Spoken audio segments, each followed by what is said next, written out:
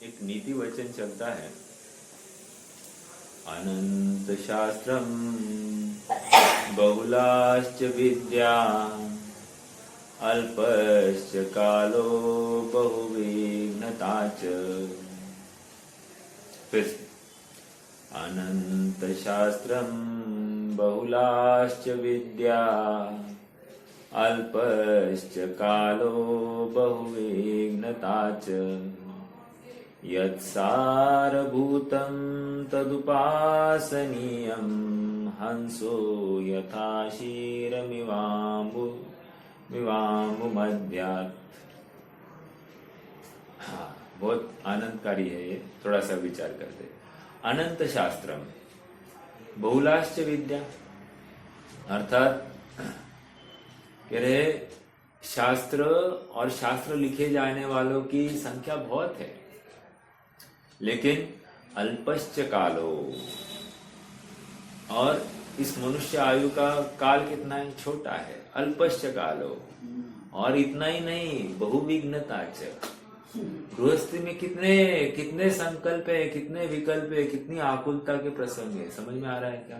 हाँ, अनंत शास्त्रम बहुलाश्च विद्या अल्पश्च कालो बहुविघ्नता च। बहुत विघ्न है, बहुत विघ्न। एक विघ्न खत्म होते अगला। जैसे देखो, पंडित जी साहब ने, टोडरमल जी साहब ने जो 4 प्रकार की इच्छा बताई, तो उसमें क्या आया था कि एक इच्छा पूर्ण होते ही इमीडिएटली अगली इच्छा प्रस्तुत है। अब यहाँ पर कह रहे एक विघ्न टलता नहीं है तो अगला विघ्न सामने। समझ में आ रहा है? इतनी प्रतिकूलता है जीवन में। अल्प और उसमें काल, जीवन छोटा है। आगे अब क्या करना साहब? यत्सारभूतं तदुपासनीयं हंसो यथा क्षीरमिवाम्बुमध्यात्।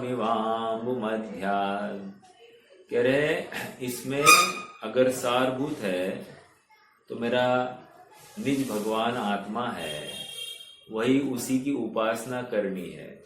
यत्सारभूतम तदुपासनीयम, अर्थात उसी की उपासना करना। उपासना में इसका अर्थ खोलूंगा। हंसो यथा, जिस प्रकार हंस शीर और नीर को भिन्न करके उसी में ही उस प्रयोजनभूत जो शीर है उसी में ही रमता है, उसी प्रकार ज्ञानी भी जो प्रयोजनभूत है उसमें ही रमता है। समझ में आ रहा है?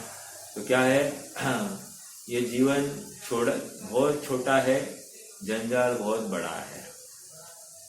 क्या करना? जंजाल कम कर देना, जीवन बड़ा दिखाई देने लगेगा। श्रीमद् राजचंद्र कहने की बात इतनी है कि हर अवस्था में अपने को सीमित करना है। कषाय के प्रसंग बहुत है और मिटते नहीं है। इसने आज ये कहा, उसने आज ये कहा, आकुलता। अरे कोई काम भोग की ही तो कथा चल रही है। इसने आज ये किया, इसने आज वो किया। कोई इंद्रिय को, कर्मेंद्रिय को इष्ट भाषित हुई, कोई कर्मेंद्रिय को अनिष्ट भाषित हुई। At the end of day मेरा समय तो बर्बाद हो गया है। और अल्पश्च काल है भाई, बहुत अल्प काल है, और इस सीमित काल में हमको अपना सारभूत कार्य करना है। इन सब बातों के लिए अपने पास समय अगर रहेगा तो हम अपना काम कब करेंगे? इसलिए ये चाणक्य नीति है, कह रहे कि तुम अपना काम करने के लिए तुम हंस के समान काम तत्पर हो जाओ। इस अल्प काल में ही अपना कार्य करना हो तो तुम अल्प काल में हंस के समान भेद विज्ञान की कला सीख लो, और इस भेद विज्ञान के बल पर तुम दुखी नहीं होगे। समझ में आ रहा है क्या? ये बहुत मार्मिक उद्बोधन इस चाणक्य नीति के द्वारा। हाँ जी, अपन परमानंद स्तोत्र के अंतिम कुछ अच्छे छंदों में आए हैं, और मूल प्रयोजन यहाँ पर यह है कि हमको अपना शुद्धात्मा दिखाना। समय सार ग्रंथ में तो बात यहाँ तक आई है कि इस जीव को शुद्धात्मा क्यों दिखाई नहीं दिया। तो वहां पर कहा कि ये इस संसार चक्र में, संसार चक्र अर्थात पुद्गल जो पंच परावर्तन रूप संसार चक्र में कौन से पुद्गल है, क्षेत्र है, काल है, भाव है, भव है। तो कह रहे हैं कि द्रव्य, क्षेत्र, काल, भाव, भव।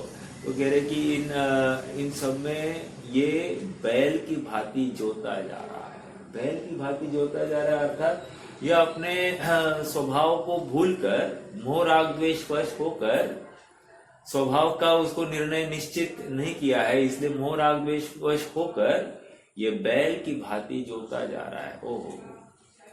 फिर आगे कहा इतना ही नहीं, इसको जहां तहां है ना उस मृग की भांति ना उसको सब सुख के आयतन दिखाई देते हैं और इसलिए भागता है और वहां पर पास जाके देखता है तो सुख है नहीं। जल नहीं पावे प्राण गवाए, भटक भटक मरता, वस्तु पराई माने अपनी भेद नहीं करता।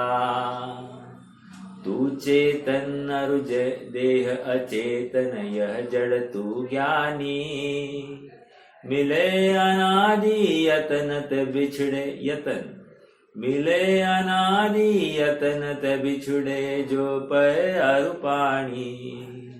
महत्वपूर्ण बात यहाँ पर संदेशा हमको यही मिल रहा है कि हम भी, हमारी हालत उस मृग के से कुछ कम नहीं है। जिस प्रकार वो मृग भी मृग जल देखकर वो भ्रमित हो रहा है, वैसे ही हम विषयों को देखकर हम भी तो भ्रमित हो रहे हैं। अतः हम भी उस मृग जैसे ही है, हम हंसते हैं उस मृग के ऊपर, लेकिन हमारी भी मति कहाँ ठीक है। पंडित टोडरमल जी ने दो प्रकार के व्यक्तित्व बताए हैं। एक ऐसा व्यक्तित्व कि श्वान बुद्धि वाला। श्वान क्या करता है, जो डंडी मार रहा है उसको नहीं पकड़ता, डंडी को पकड़ता है, श्वान बुद्धि वाला है ये। और एक है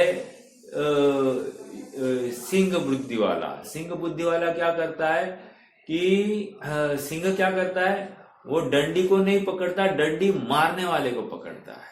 समझ में आ रहा है क्या? इतना कहने का प्रयोजन ये था कि सूत्रधार कौन है उसको समझना जरूरी है। अगर सूत्रधार मेरा पूर्व उपार्जित कर्म ये ज्ञान में भी हो जाए, नक्की हो जाए, तो इसके आकुलता के प्रसंग आधे हो जाएंगे। समझ में आ रहा है क्या? लेकिन मानता नहीं है और मूढ़ होकर संयोगों में, निमित्तों में ये अपने दुख का कारण खोजता है और यही इसकी भ्रम बुद्धि है।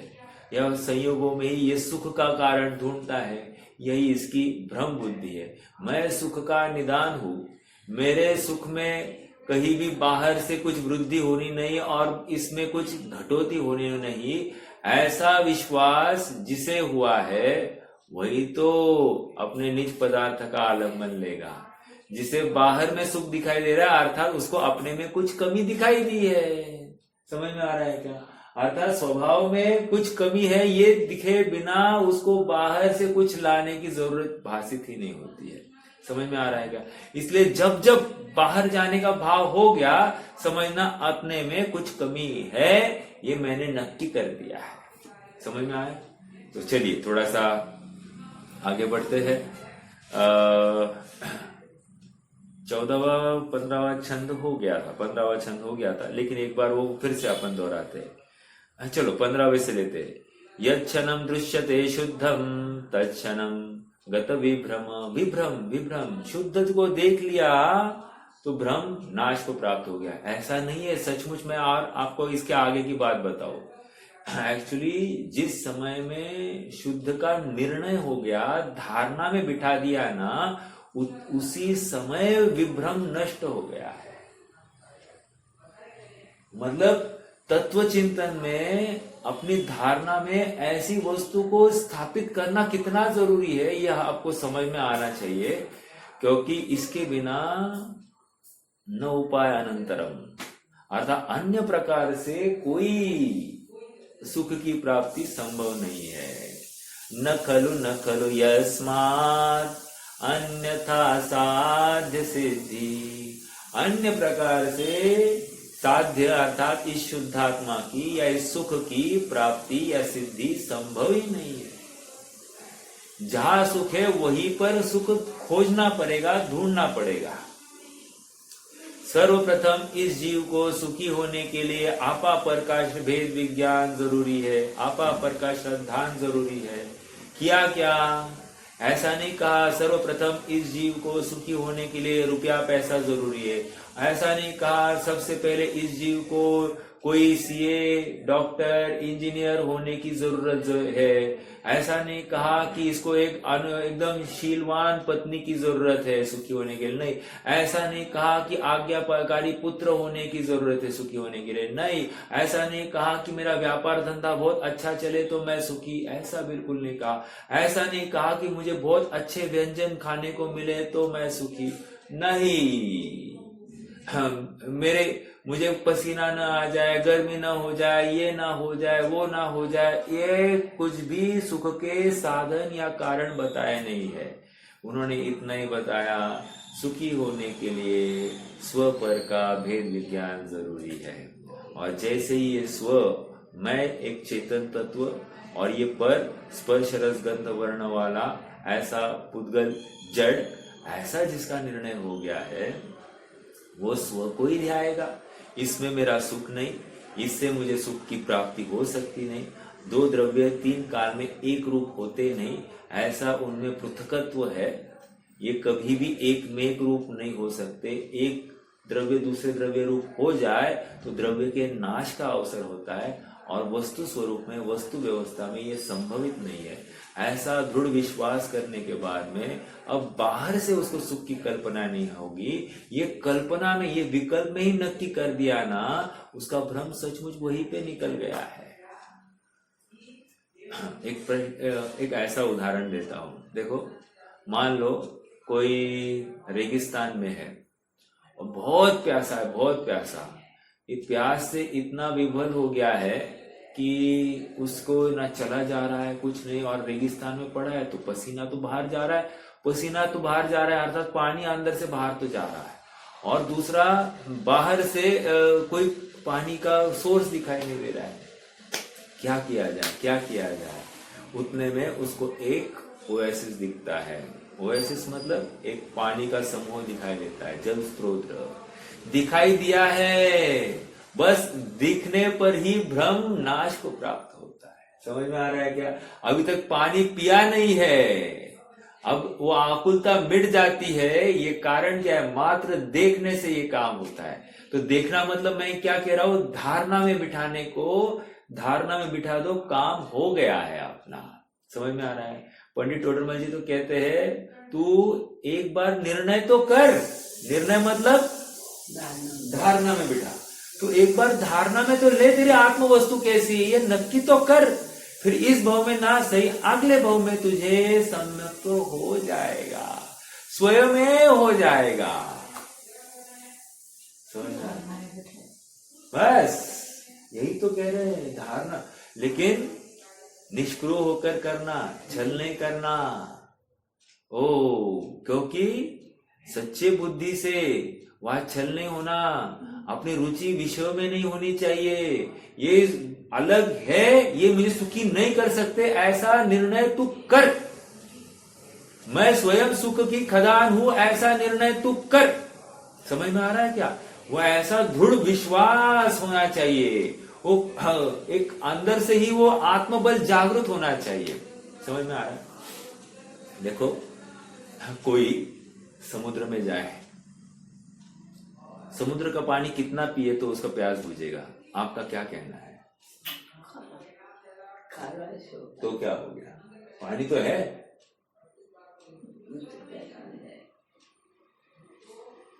देखो, समुद्र का पानी होता है खारा, तो खारा पानी से क्या प्रॉब्लम है साहब? खारा पानी ऐसा है ना, वो नमक जो है ना उसमें से, उससे और प्यास लगती है। प्यास बुझती नहीं है और प्यास भभकती है। समझ में आ रहा है क्या? ये इसलिए खारा पानी पीने से काम नहीं होता है, तुझे मीठा पानी ही पीना पड़ेगा प्यास बुझाने के लिए। अर्थात सॉल्ट से रहित पानी ही पीना पड़ेगा। ठीक है, इसलिए वो शीतल जल, जो मलिनता से रहित जल जो है वो मेरे आत्मा की तलहटी में ही प्राप्त होता है, अन्य कहीं नहीं। ठीक है, आइए, यच्छनम दृश्यते शुद्धम तच्छनम गत विभ्रम स्वस्थ चित्त स्थिरी भूत्वा निर्विकल्प समाधिना स एव परमं ब्रह्म स एव जिन पुंगव।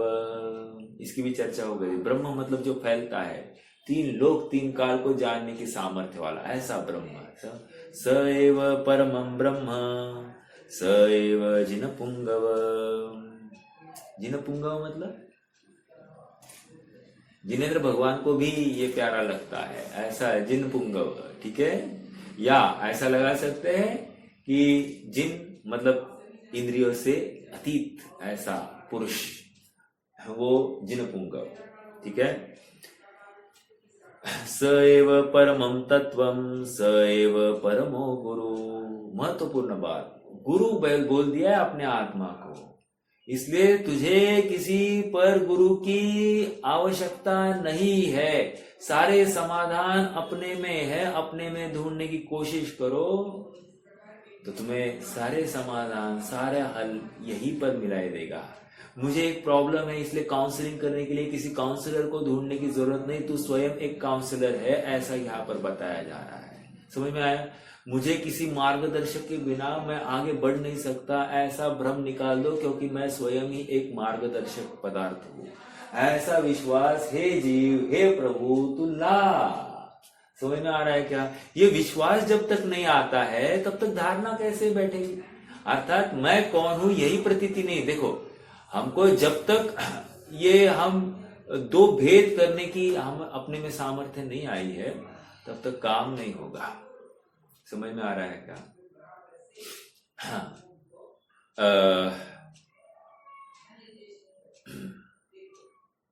चलिए देखो, एक स्टैच्यू ऑफ लिबर्टी आपने सुना होगा, शायद किसी ने देखा भी होगा, अपने चित्रों में तो देखा ही होगा। स्टैच्यू ऑफ लिबर्टी क्या है? वो क्या इंडिकेट करता है? वो किसका परिचय करता है?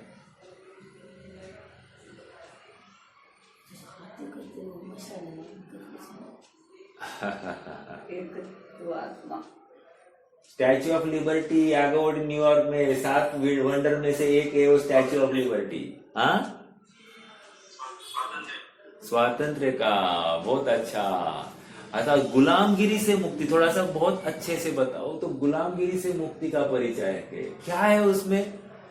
वो कह रहे हैं कि स्टैच्यू ऑफ लिबर्टी मतलब वो सांखल से, उस टूटी हुई सांखल वहां पर दिखाई है उधर, अर्थात मुक्ति की ओर, गुलामगिरी से मुक्ति की ओर जाने की बात है। ऐसे यहाँ पर इन इंद्रियों के या कर्म के उदय जनित जो गुलामगिरी ये जीव अनादिकाल से कर रहा है, हाजी हाजी कर रहा है, इनसे मुक्ति की ओर जाने के लिए एक प्रेरणा है हमारे लिए। समझ में आ रहा है क्या? हम अपने अनुसार घटाए ना इस मतलब इस चित्र को देखकर भी, इस शिल्प को देखकर भी हमको कुछ प्रेरणा मिल सकती है। देखने की जरूरत है, हम देखते नहीं है, यही तो तकलीफ है। समझ में आ रहा है क्या? देखो, एक बहुत मार्मिक बात मैंने एक नोट की थी। पाषाण खंड कह रहे कठोरता त्यागो, विनम्र हो उत्साह से शिव मार्ग में लागो। क्या है? देखो, प्रकृति, हर प्रकृति का एक एक छोटा छोटा कण कण, अणु अणु भी हमको कोई ना कोई शिक्षा दे रहा है, बशर्ते हम उस शिक्षा को ले। यदि शिक्षा नहीं ले पाएंगे तो बहुत बड़ी तकलीफ है ना? पाषाण खंड कह रहे कठोरता त्यागो, विनम्र हो उत्साह से शिव मार्ग में लागो। देखो, और एक बात बताओ, कठोरता किसको कह रही है ये भी समझना चाहिए। हम मान लो किसी से बोलते ही नहीं है, या जो लौकिक बुद्धि वाले उनसे हम बोले नहीं तो हम क्या कठोर है उनके प्रति? या कोई हम अपने आश्रित जनों को थोड़ा सा दंड आदि दे तो हम क्या कठोर है उनके प्रति? नो, दिस इज नॉट कठोरता। जिनवाणी इसको कठोरता नहीं बोलती। लोक में कदाचित अज्ञानी जन ऐसा इसको परिभाषित करते हैं, लेकिन जिनवाणी के परिप्रेक्ष्य में ये कठोरता नहीं है, ये किया गया स्थितिकरण है, करुणा भाव से किया गया स्थितिकरण है। क्यों? एक मैत्री का ही रूप है ये। देखो, अपने सभी जीवों के प्रति मैत्री, फिर अपने से ऊंची भूमिका वालों के प्रति प्रमोद, अपने से नीची भूमिका वालों के प्रति कारुण्य, और दुष्ट लोगों के प्रति माध्यस्थ भाव। ये चारों मैत्री के ही रूप है। समझ में आ रहा है क्या? आप किसमें मैत्री कैसे स्थापित करनी, ये हमारे लिए मार्गदर्शक तत्व दिखाया है जिनवाणी ने। तत्वार्थ सूत्र को अगर आपने अच्छे से समझा है तो उसमें ये बात अधोरेखित है, तो वही एप्लीकेशन करना है जीवन में, और कुछ नहीं करना। हाँ, अभी देखो और एक, बहते हुए झरने कहे दो मिथ्यात्वमल। क्या कह रहे? बहते हुए झरने कहे दो मिथ्यात्वमल। आगे मैंने लिखा नहीं। और एक, ईर्षा त्यागो, नहीं पूरा आगे वो अर्थ निकलना चाहिए ना। ईर्षा त्यागो ये जलती अग्नि कह रही, मत चाह दाह में जलो सुख अंतर में सही। अग्नि क्या कह रही है? अग्नि का एक बनना नहीं है ना, तो क्या करना? ईर्षा छोड़ दो। इसके पास ये है, मुझे भी चाहिए। ईर्षा हो गई, नो, जलन, ये ऐसा है, मेरी निंदा होती है, मेरी स्तुति नहीं होती है, ओ ईर्षा। ये कह रहे ईर्षा छोड़ो। अग्नि कह रही मत चाह दाह में जलो सुख अंतर में सही। अब देखो और एक अच्छी बात, वायु कहे भ्रमणावृथा हो निज में निश्चल। क्या? वायु का एक नहीं बनना है तो घुमक्कड़ वृत्ति बंद हो जाए। यहाँ जाना, आज यहाँ, लॉन्ग वीकेंड, शॉर्ट वीकेंड, ये फालतू टाइम पास करने की अवसर नहीं है। आज गेट टुगेदर नहीं, ये घुमक्कड़ वृत्ति बहुत दंड देगी। वायु काय में उसका उत्पत्ति है, उसका फल वायु काय है। वायु कहे भ्रमणावृथा हो निज में निश्चल, जड़ता छोड़ो प्रमाद को त्यागो कहे तरुवर। ये तरुवर क्या कह रहे? जड़ता छोड़ो। जड़ता मतलब अरे पर पदार्थ में अपनत्व, शरीर के प्रति आसक्ति भाव छोड़ दो, जड़ता छोड़ो। आज बहुत गर्म हो रहा है, आज बहुत भूख लगी, आज मीठा, आज नमकीन, आज क्या तीखा मीठा, अरे नहीं, जड़ता छोड़ो फटाफट जल्दी, नहीं तो क्या है वनस्पति। ये तैयारी हम स्वयं कर रहे हैं, बीजारोपण हम स्वयं कर रहे हैं, और हम कह रहे उसकी वजह से दूसरे को क्यों पकड़ते हो? अपने में है उन गलतियों को उनका प्रतिलेखन करना जरूरी है, और तभी ये जीव सुखी हो सकता है। भ्रम पर से सुखी होने का ही तो छोड़ना है, और क्या है, कितने प्रकार से समझाए देखो। और इसलिए सर्वोत्कृष्ट क्या है? स एव परमं ज्योति, स एव परमं तपः, स एव परमं ध्यानम, स एव परमात्मन। ध्यानम कह रहे, समझ में आ रहा है क्या? ध्यान मतलब क्या? ध्यान मतलब एकाग्र होना है, एकाग्र होना है और उसी में लीन होना है। हाँ ना साहब, हम होते हैं ना मोबाइल में, पिक्चर्स में, सीरियल्स में, टीवी देखने में हम मग्न होते हैं। ओहो, हम उसकी बात नहीं कर रहे हैं। जितनी रुचि तुम्हें उन विषयों में आती, उतनी रुचि यदि आत्म पदार्थ में आ गई, समझ लेना तुम्हारा काम हो जाएगा। समझ में आ रहा है क्या? हमको क्या होता है, देखो कुछ भी लोगों को ना, मैं अभी गया था वहां पर वाशिंग में, वहां पर एक भाई के घर भोजन के लिए गए, तो उनके पिताजी का वे परिचय करा रहे थे। कह रहे कि धर्म में बिल्कुल रुचि नहीं, एज 87 ईयर्स की है, 87 साल के उनके पिताजी थे, वो कह रहे बिल्कुल धर्म में रुचि नहीं है और बाकी सांसारिक विषयों में पूरी रुचि है, पेपर का कोना कोना चप्पा चप्पा छान कर मारते हैं, पूरी जानकारी इत्यंभूत, आप कुछ भी उनको पूछो सब उनको मालूम रहता है, बाकी जगत की सारी खबरें रखते हैं लेकिन अपनी खबर नहीं है। कह रहे ये बहुत बड़ी तकलीफ है। कह रहे हाँ क्यों, अभी बुढ़ापा आया है, अंतिम सांसें गिन रहा है जीव और अपनी खबर लेने की सुध नहीं है इसे, इसको अभी भी जगत की देखने की पड़ी है। यही तो अपराध है। बस देखम देखी थोड़ा बहुत कुछ कर देव दर्शन करता होगा, इससे काम थोड़ी होगा। भगवान को देखकर तुम्हें भगवान बनने की महिमा नहीं आई, भगवान होने की भावना जागरूक नहीं हुई, क्या फायदा उस देव दर्शन का। वो क्रिया कोरी क्रिया है, जामे खींचा तानी, है ना। कोई क्रिया जड़ थई रया, शुष्क ज्ञान माँ कोय, माने क्या है वो, माने मार्ग मोक्ष करुणा उपजे जो, अर्थात करुणावंत होकर हम आपको ये बात सुना रहे हैं।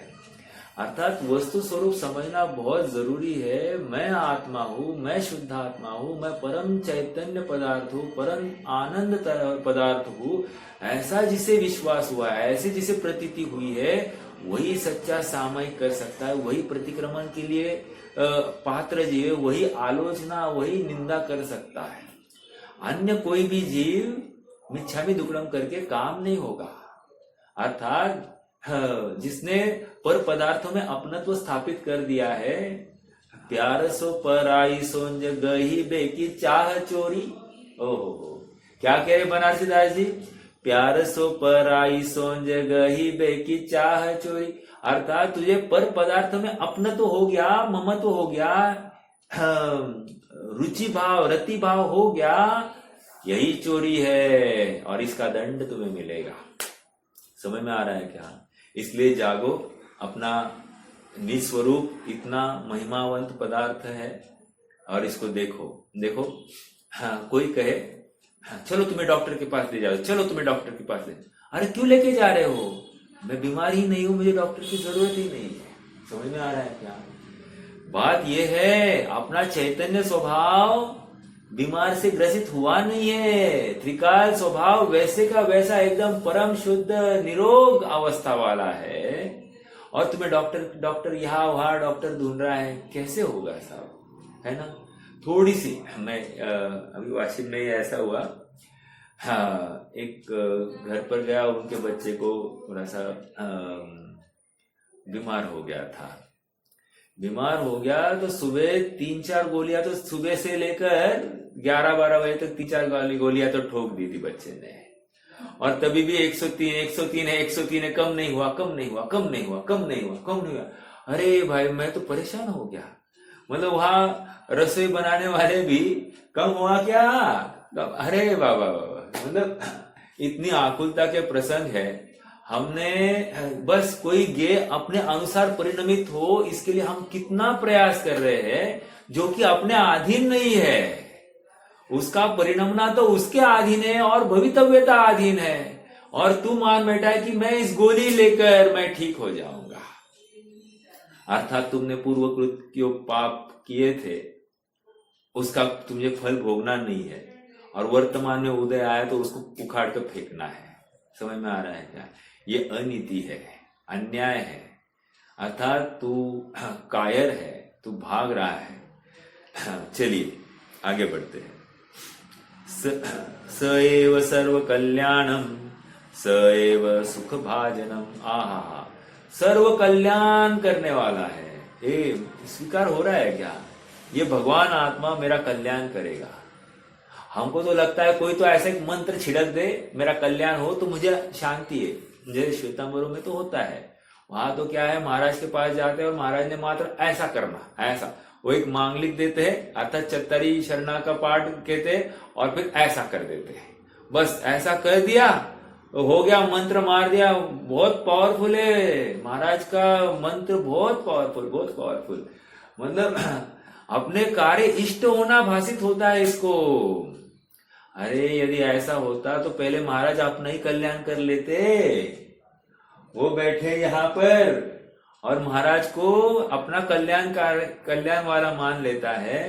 अपराध है, अपराध। या कोई कहे मेटो मेटो जी संकट हमारा, अरे तू स्वयं चाहता नहीं है तुम्हारा संकट मिट जाए और तू भगवान भरोसे तुम्हारी नाव इस मझधार में डाल रहा है, डूब जाएगी, बिल्कुल डूब जाएगी।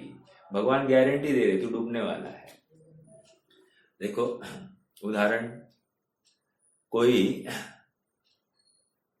नदी के तट पर शाम को नाविक बैठ गया और नाव को वो तीर चलाने लग गया है, नाव को आगे आगे ढकेल रहा है और रात्रि हो गई है, उसको नदी के उस पार जाना है। लेकिन सुबह वो उठकर देखा तो उसी किनारे है। क्या प्रॉब्लम थी साहब?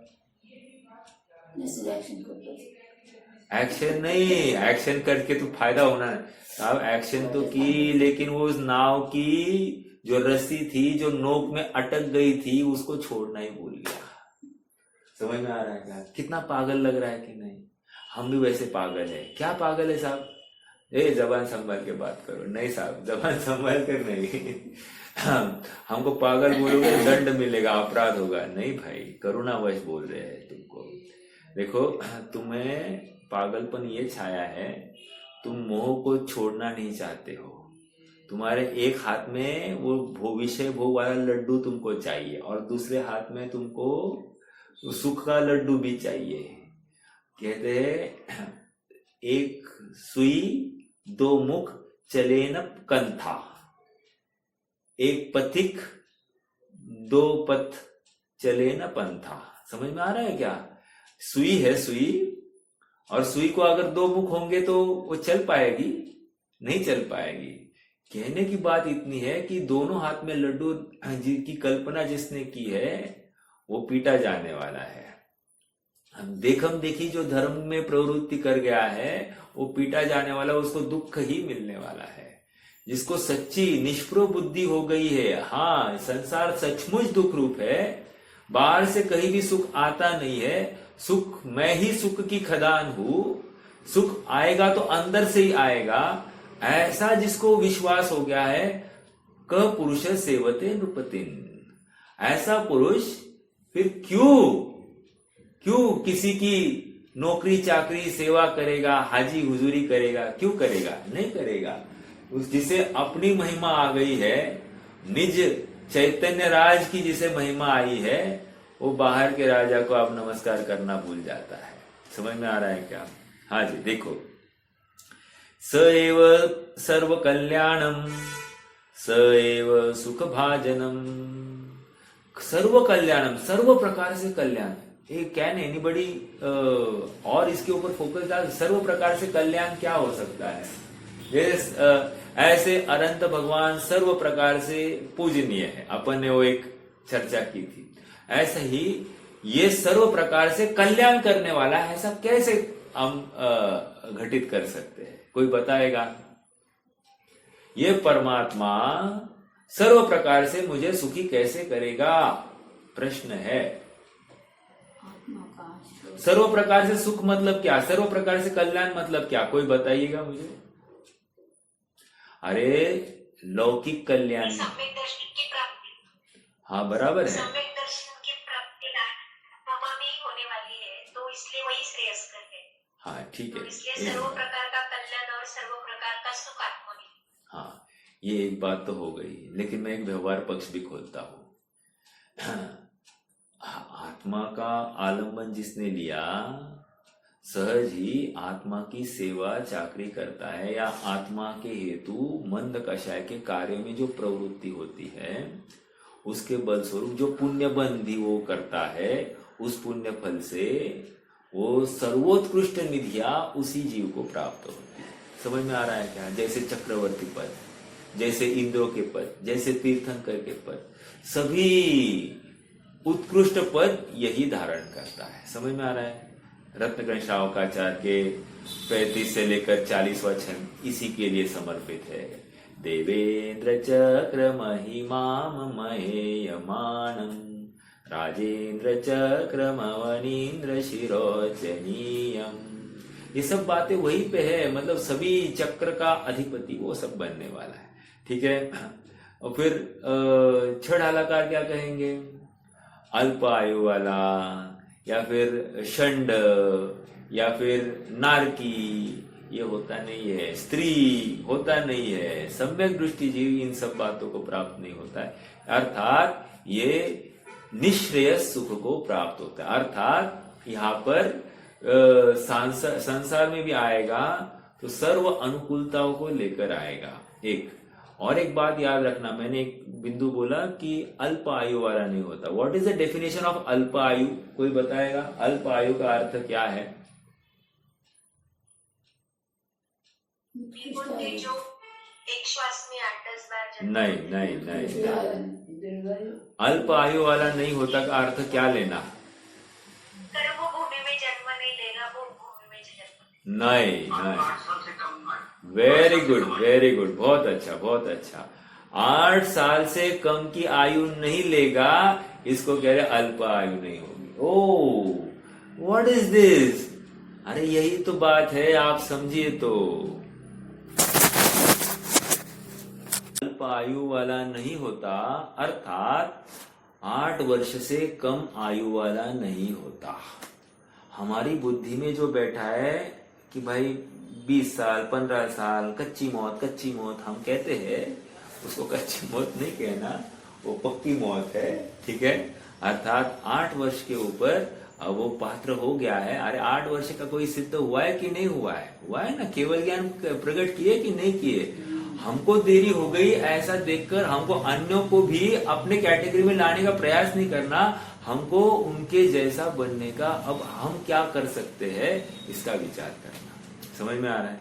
ठीक है, चलिए देखो। ये किसका अर्थ खोला मैं? सर्व कल्याण, अर्थात लौकिक कल्याण भी होता है और पारलौकिक कल्याण तो होना ही होना है। अगर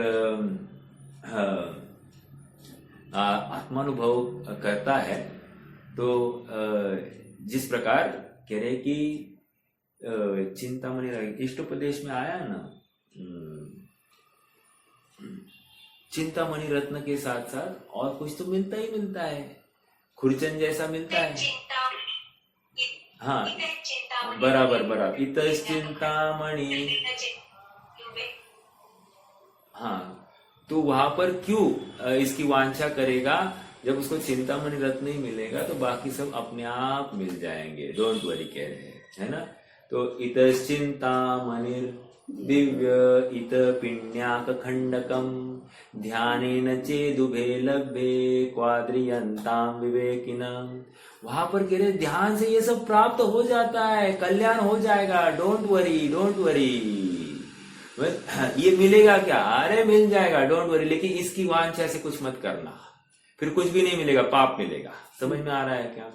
बहुत महत्वपूर्ण है। अपना फिलॉसफी, अपनी मतलब तत्व ज्ञान बहुत प्यारा है और एकदम निश्चिंत करता है।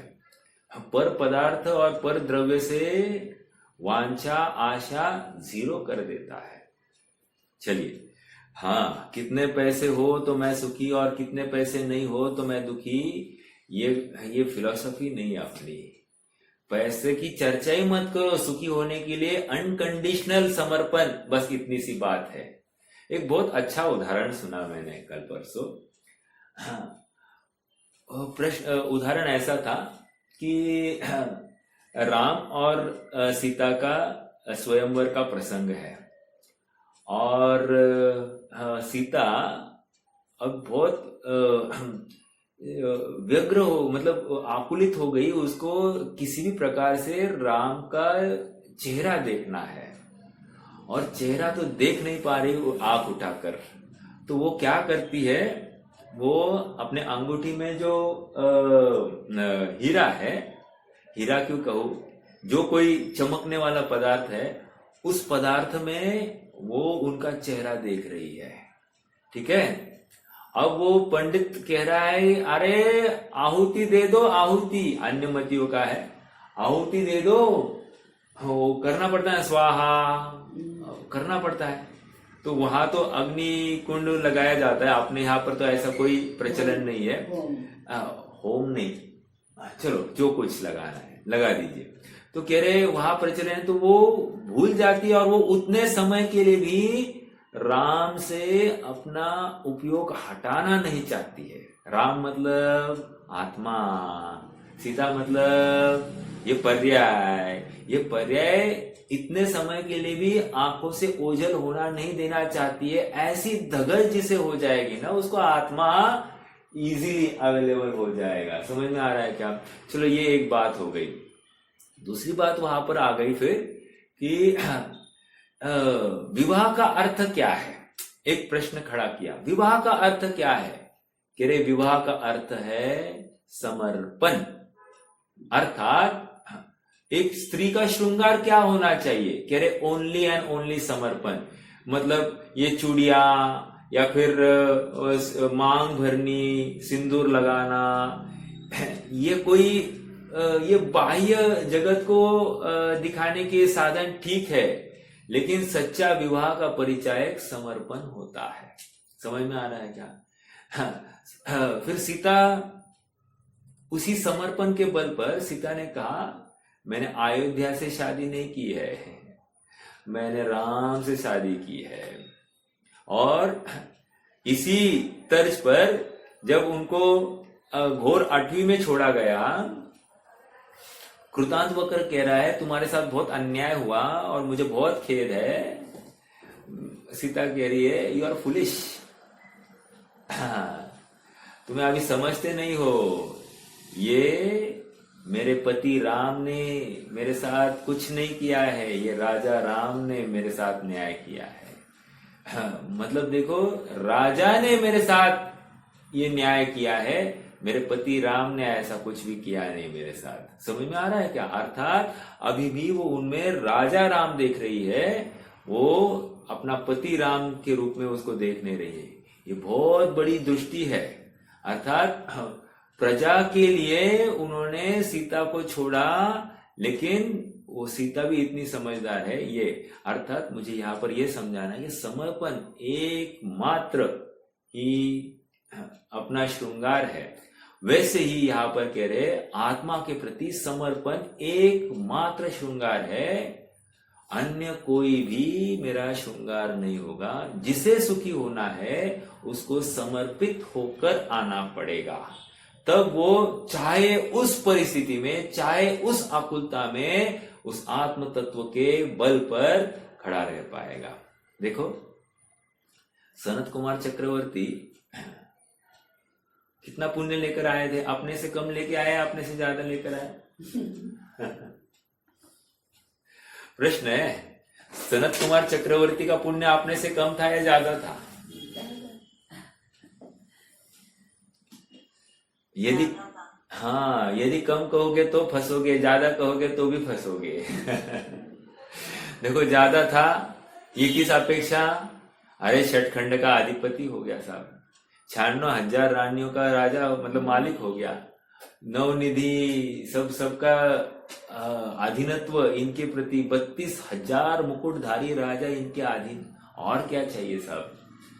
अब इतना पुण्य वाला, सुंदर दिखने के लिए, और देखो अगले ही क्षण में क्या हो गया है, होड़ के परमाणु घुस गए। अब मेरा प्रश्न है, अपने से पुण्यवान है, अपने से ज्यादा पापी है, क्या उदय क्या है? अब तो सब पाप दिखाई दे रहा है। समझ में आ रहा है क्या? लेकिन देखो, जिसको आत्मा की धुन है, जिसको आत्मा की महिमा है, वो क्या कर रहा है? इमीडिएटली जागरूक। इस आए हुए प्रसंग में क्या किया उन्होंने? ए वैद्य को बुलाओ, मुझे ठीक होना है, ये नहीं किया। ये वैद्य भी मुझे कुछ करने में समर्थ नहीं, क्योंकि मुझे कुछ हुआ ही नहीं, इस विश्वास के बल पर ये बाहर निकले। समझ में आ रहा है क्या? मेरे चैतन्य सत्ता में इन कीटाणुओं का प्रवेश हो नहीं सकता। और कैसा कोड था वो? गल रहा था, शरीर गल रहा था। ओहो, आप विचार तो कीजिए, आज भी एक हाथ कोड़ी अपने को दिखाई दे, जिसका ऐसा एक हाथ उंगली कटी होगी, कुछ हुआ होगा, तो उस व्यक्ति से ना हमको पैसा लेने को या उसके स्पर्श भी हमको डरावना सा भाषित होता है, उसको स्पर्श करके कुछ हो जाएगा, इन्फेक्शन कुछ तो मुझे हो जाएगा, ये भ्रम से हम आकुलित आंदोलित हो जाते हैं। और देखो उनको कुछ भी शल्य नहीं है, निश्चिंत है। किसके बल पर? अरे मेरे कल्याणकारी पदार्थ, मेरे कल्याणकारी तत्व के बल पर। समझ में आ रहा है क्या? ये विश्वास हमको जब तक नहीं आता है तब तक हम सुखी होने के पात्र नहीं। जब तक हम गर्जी होकर उसके लिए समर्पित होते नहीं तब तक हम सुखी होने के पात्र नहीं। ये हमको समझना चाहिए। देखो आकलन स्वामी ने इतना प्यारा ये परमानंद स्तोत्र लिखा है। क्या करते हैं ऐसे अन्य स्तोत्र मतलब भक्तियां गाकर, यहाँ पर अपनी निज महिमा का मंडन किया गया है, अपना महिमावंत पदार्थ हमको दिखाया गया है और हमको उसकी महिमा नहीं आ रही है। समझ में आ रहा है क्या? अर्थात हमारे सामने उदाहरण तो यही दिया जाता है कि जिसको कल्प वृक्ष की प्राप्ति हो गई, अब उसने क्या करना, कल्प वृक्ष के टुकड़े किए और उसको पानी जलाने के लिए अग्नि का काम करा रहा है। अरे ये ऐसा ही इसका ऐसी ओछी बुद्धि है, क्या किया जाए। देखो, स एव सर्व कल्याणम स एव सुख भाजनम स एव शुद्र चिद्रूपम। आहा, चिद्रूप, चिद्रूप अर्थात चैतन्य रूप, मेरा रूप दिखा रहे हैं। काला गोरा ऐसा मेरा रूप नहीं है वो। समझ में आ रहा है क्या? हट्टा कट्टा दुबला मोटा ऐसा मेरा रूप नहीं है वो। समझ में आ रहा है क्या? ये बाल झड़े हुए टकलू ऐसा मेरा रूप नहीं है। हंसने लगे, देखो हंसने वाले। मैं टकलू हुई नहीं। अरे सचमुच में मुझे लोचन करने की जरूरत ही नहीं पड़ेगी। अरे महिमा तो लाओ, महिमा तो लाओ। ठीक है, देखो क्या कह रहे हैं। सएव शुद्ध चिद्रूपम, चिद्रूप मेरा चैतन्य रूप है, शुद्ध और चैतन्य रूप। और कुछ नहीं है, और कुछ नहीं। देखो ये समझ कर ना हमको जितने श्रृंगार करने के भाव है ना सब खत्म हो जाते हैं। मेरा सुंदरता, beauty is what beauty does. समझ में आ रहा है क्या? ब्यूटी इज स्किन डीप, अर्थात वो शुद्धता, वो सुंदरता, वो शुद्धता ही सुंदरता है और वो सुंदरता अंतरंग में है। बहिरंग सुंदरता को क्या चाटना साहब? आज है वो विला जाएगी। जो जो प्राप्त हुई है वो नाश को प्राप्त होने ही वाली है। जिसका जिसका उदय हुआ है उसका उसका नाश अवश्यंभावी है। इसलिए उदय में बहुत गाफिल मत होना।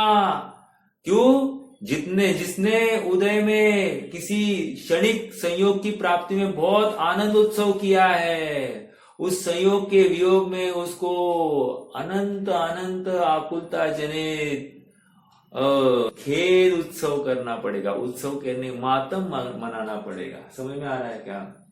आज बच्चे का जन्म हुआ है, आनंद मत करो, इसका अभाव होने वाला है। समझ में आ रहा है क्या? विश्वास रखो। आज शरीर की प्राप्ति हुई है, आनंद मत करो, आनंद मत करो। बर्थडेज के विकल्प से निवृत्त हो जाओ। अत्यंत अत्यंत पाप अर्जन करने का एकमात्र सोर्स बर्थडेज मनाना है। और इतना ही नहीं, अनुमोदन करना भी उतना ही महापाप है। इसलिए इससे हम निवृत्त हो जाए, आज कटिबद्ध हो जाए। अपने सुंदर स्वरूप का निर्णय करने के लिए हम आज कटिबद्ध हो जाए। ये बहुत बड़ा प्रेरणा स्तोत्र हमारे लिए रचा है। ठीक है, क्या है? शुद्ध चिद्रूपम, अपने चैतन्य रूप का निर्णय करना। देखो और एक बताओ आपको, अगर बर्थडे मनाना है तो दीक्षा लेकर मनाना। समझ में आ रहा है क्या? अगर बर्थडे मनाना है तो केवल ज्ञान करके ही मनाना। समझ में आ रहा है? आप देखना जरा उठाकर अभी अपना 2400 तीर्थंकरों का जन्मदिन ही उनका तप कल्याणक है। तप कल्याणक अर्थात उसी दिन निकले। कितने ऐसे मिल जाएंगे आपको, देखना उठाकर। अर्थात जन्म दिवस ऐसा साधारण नहीं मनाया, ऐसा कि जगत देख ले, जगत अपने से कुछ आदर्श ले। अरे हम क्या केक फेक काटेंगे और फिर वहां पर कुछ आनंद मनाएंगे और एक दूसरे के मुख लाल करेंगे, काले करेंगे, पीले करेंगे, अरे इसमें क्या। और वो भी लाएगा तो बाजारू लाएगा, इसकी औकात इतनी भी नहीं कि खुद को खिला सके। समझ में आ रहा है क्या? बाजारू लेकर आता है अंडे वाले, वेज है बोलता है। चलो कोई बात नहीं। क्या कह रहे हैं? स एव शुद्ध चिद्रूपम स एव परम शिव। परम शिव रूप है, परम आनंद रूप है। परम, देखो परम है शब्द विशेषण दिया है, परम, नॉट ओनली शिव, परम शिव है। उत्कृष्ट के लिए परम लगाया जा रहा है।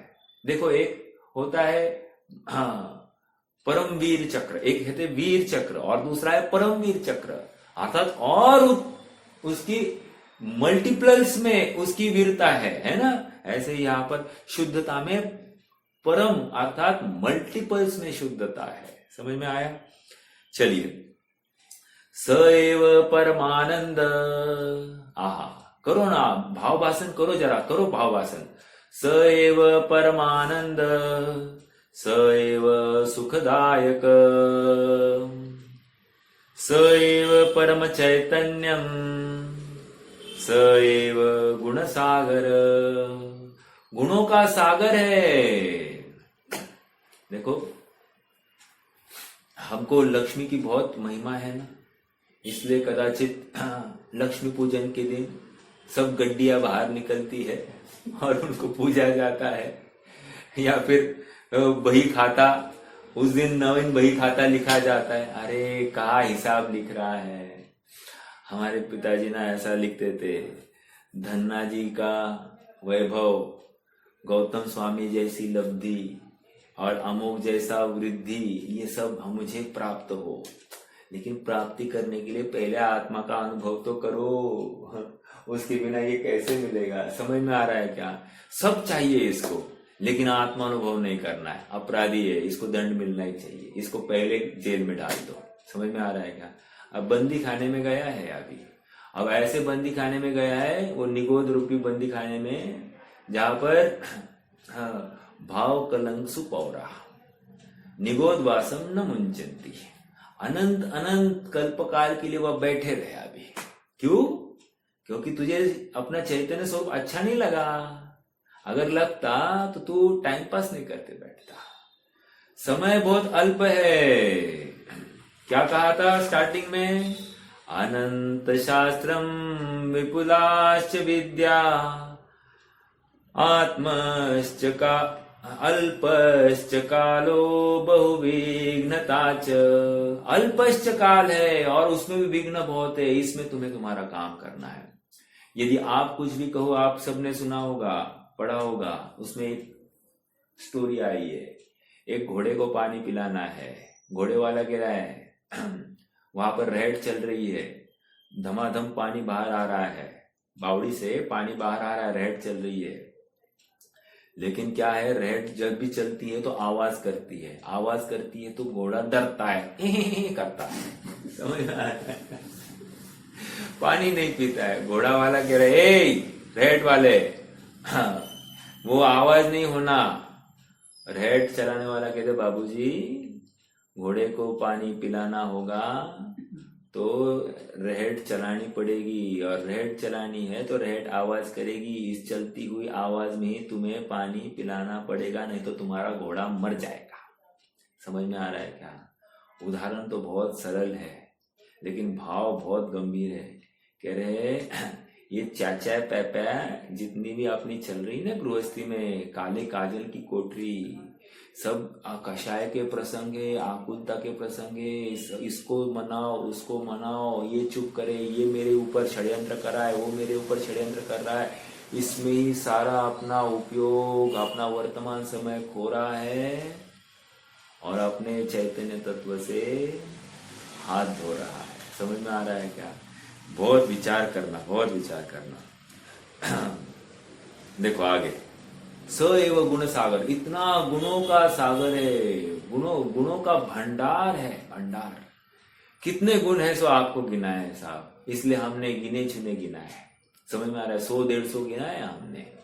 लेकिन तुम अनंत का इतने से अनुमान लगाना अनंत होंगे कैसे साहब, हमने तो नहीं देखे, हमको दिखाई नहीं देते। दिखाई नहीं देते देखना, जैसे नहीं देख सकता तो अरहंत ने देखे वैसे देख अनुमान से। समझ में आ रहा है? अगर वो कह रहे तो मान कि है, हो सकते, होने ही चाहिए।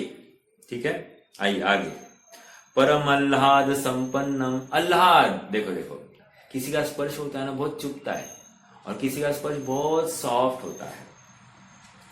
परम आह्लाद, ये आत्मा का स्पर्श भी परम आह्लाद को लाने वाला है। ये समझ में आ रहा है क्या? देखो किसी के हाथ ना बहुत ना रफ होते हैं, उसका हाथ स्पर्श करते ही ना बहुत अनईजी होता है, लेकिन किसी के हाथ एकदम कोमल होते हैं ना, इतना सॉफ्ट लगता है, तो ऐसा लगता है कि ये स्पर्श मुझे चाहिए। ये जो है ना, ऐसा ही आत्मा के स्वभाव के समीप जाता है, आत्मा को स्पर्श करता है तो बहुत आह्लाद उत्पन्न होता है।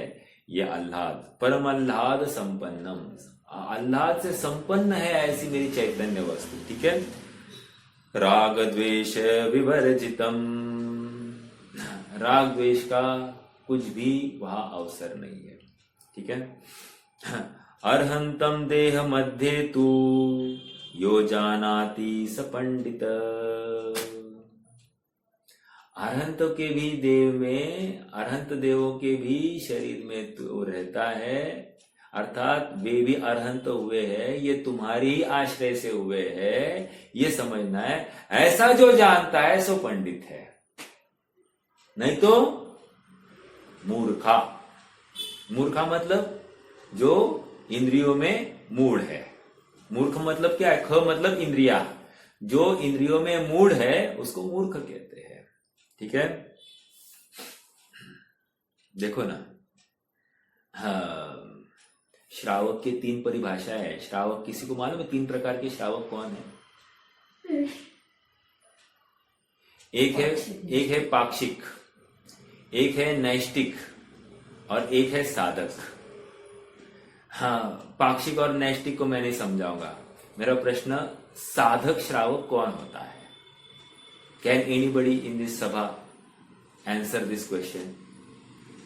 साधक श्रावक कौन होता है?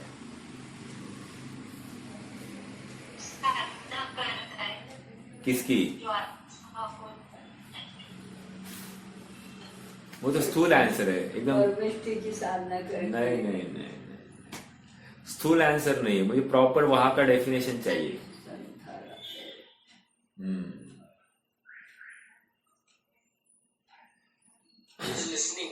No, not that also. साधक श्रावक मतलब जो समाधि को साध रहा है। समझ में आ रहा है क्या? या जो समाधि मरण को साध रहा है उसको साधक श्रावक कहा। अर्थात इंपॉर्टेंस ऑफ साधक श्रावक आप समझ रहे, बाकी किसी श्रावक को नहीं याद किया, लेकिन साधक जो समाधि मरण को अंगीकार कर रहा है, अर्थात कैसे मरण किया जाता है उसका प्रैक्टिकल कर रहा है, या मरण करने के लिए जो कटिबद्ध हुआ है उसको साधक श्रावक कहा है। और वो भी एक पंडित मरण है। मुझे तो ये कहना था कि जो समाधि मरण करता है तो बाल पंडित मरण या पंडित मरण कहा जाता है उसको। तो यहाँ ये पंडित शब्द आया है ना, ये उसी की तरफ संकेत कर रहा है कि आत्मा की आराधना करनी है, अर्थात मरण का अभाव करने के लिए जो कुछ करना है सो करना है। ठीक है, आकार रहितम शुद्धम, आकार रहितम शुद्धम, स्वस्वरूप व्यवस्थितम, सिद्धमष्ट गुणोपेतम, निर्विकारम निरंजनम। क्या कह रहे? आकार रहितम शुद्धम, स्वस्वरूप व्यवस्थितम, स्वस्वरूप में व्यवस्थित है, भी अवस्थित। समझ में आ रहा है क्या? एकदम व्यवस्थित, व्यवस्था से स्थित हुआ है, उसको कुछ भी हिलाया नहीं जा सकता ऐसा। ठीक है, चलायमान नहीं किया जाता। सिद्धमष्ट गुणोपेतम, निर्विकारम निरंजनम, अर्थात सिद्ध के 8 गुणों को वो स्वयं धारण किए हुए है, अर्थात पर्याय में सिद्ध अवस्था व्यक्त हो सकती है, ऐसा वो आज ही वहां पर विद्यमान है। समझ में आ रहा है क्या? सिद्ध भगवान ने 8 गुण कहीं बाहर से खींच के नहीं लाए हैं, वो स्वयं प्रकट हो गए हैं, अर्थात जो स्वयं सामर्थ्य लिए था उस सामर्थ्य का व्यक्तीकरण हो गया। जो कार्य परमात्मा था, जो कारण परमात्मा था, अब वो कार्य परमात्मा रूप कन्वर्ट हो गया है। समझ में आ रहा है क्या? हाँ, तुम्हें रहा वही अवलंब, कार्य परमात्मा हुए। क्या है वो अवलंब? क्या है अवलंब? मतलब तुमने उस कारण परमात्मा का अवलंबन ले लिया तो तुम पर्याय में भी कार्य परमात्मा हो गए। समझ में आ रहा है क्या? अब इसलिए आत्मा ही है शरण, ये महत्वपूर्ण बात है। ठीक है, 1-2 छंद है, इजी है, चलो करते हैं आज, इसको पूरा कर लेते हैं। काफी चर्चा हुई है। सत्सदृशम निजात्मानं प्रकाशाय महीयसे, सहजानंद चैतन्यम यो जानाति स पंडित। मही